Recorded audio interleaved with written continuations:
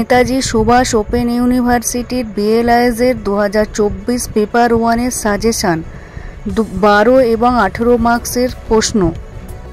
Number 1, সামাজিক প্রতিষ্ঠান বলতে কী বোঝায়? গ্রন্থাগার ও তথ্যকেন্দ্রসমূহ কিভাবে সামাজিক প্রতিষ্ঠান রূপে কাজ করে তা আলোচনা করুন।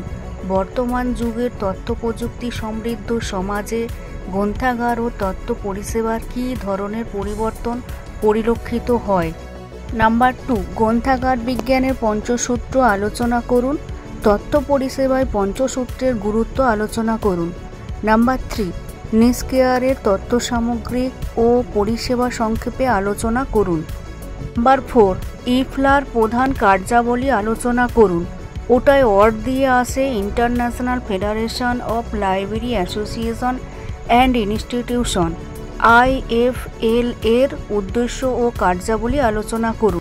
নাম্বার 5, গ্রন্থাগার ব্যবহারকারীর বিভিন্ন ধরন ও তাদের তথ্য প্রয়োজনীয়তার রূপ আলোচনা করুন।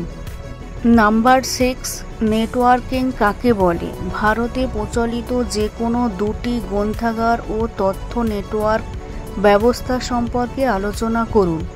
এই প্রশ্নের ক্ষেত্রে ইনফিনিট ও ডেলনেট হবে। নাম্বার 7, বিশেষ গ্রন্থাগারের উদ্দেশ্য ও কার্যাবলী বর্ণনা করুন। নাম্বার 8, গ্রন্থাগার সম্পদের আদান প্রদান বলতে কী বোঝায়? এই কাজের উদ্দেশ্য সাধনে ICT কিভাবে সাহায্য করে আলোচনা করুন।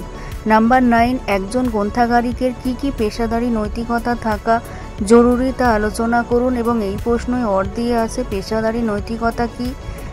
গ্রন্থাগারিকের কী ধরনের পেশাদারী নৈতিকতা থাকা প্রয়োজন? নাম্বার 10, সাধারণ গ্রন্থাগারের উদ্দেশ্য ও কার্যাবলী বর্ণনা করুন। নাম্বার 11, ভারতের জাতীয় গ্রন্থাগারের উদ্দেশ্য এবং কার্যাবলী আলোচনা করুন। নাম্বার 12, গ্রন্থাগার আন্দোলন কি? 1850 সালের পূর্বে ব্রিটেনে কত রকমের গ্রন্থাগার ছিল? এই গ্রন্থাগারগুলির কাজ, উদ্দেশ্য ও পরিষেবা কীরকম ছিল? ইংল্যান্ডের গ্রন্থাগার আইন সম্পর্কে আলোচনা করুন। নাম্বার 13, গ্রন্থাগার সম্পদের আদান প্রদান বলতে কী বোঝেন? বর্তমান সময়ে গ্রন্থাগার সামগ্রিক আদান প্রদানের ক্ষেত্রে তথ্য সংজ্ঞাপন প্রযুক্তির অগ্রগতির অবদান আলোচনা করুন।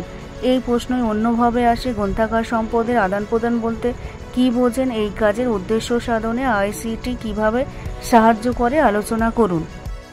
14 নাম্বার হচ্ছে তথ্যভিত্তিক সমাজের সংজ্ঞা দিন।